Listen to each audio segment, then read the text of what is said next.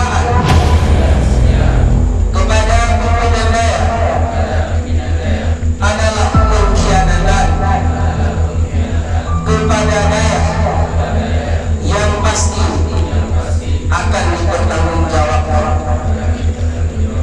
Demikianlah ikrar sumpah jabatan. Kami ikrar dengan ikhlas dan dengan sepenuh hati.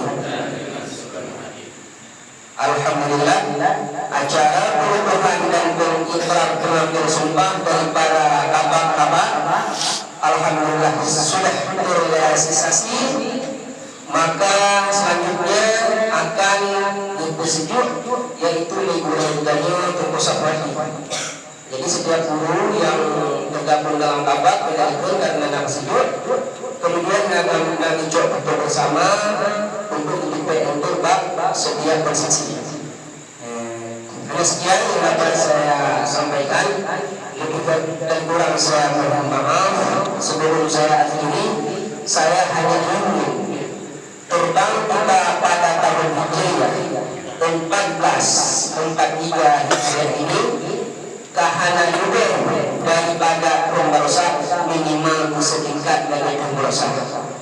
Jadi dengan kehilangan ayahanda kita bersama, ghirah bersemangat kita bukan harapan daripada ayahanda untuk sulit, untuk bersederhana. Mungkin bisa seandainya ayahanda dan wujud dan mengungkapkan satu kata, beliau mungkin hanya sanggup mengungkapkan majukan daerah dan ikut bertinggai-tinggai, dan daerahnya mungkin sama-sama dijaga dan daerahnya sama-sama dikelola bersama. Mungkin bagiannya keinginan hati daripada almarhum, walaupun mana mungkin disampaikan, tapi dengan firasat seorang anak dengan ayah, baru rasa mungkin bagiannya.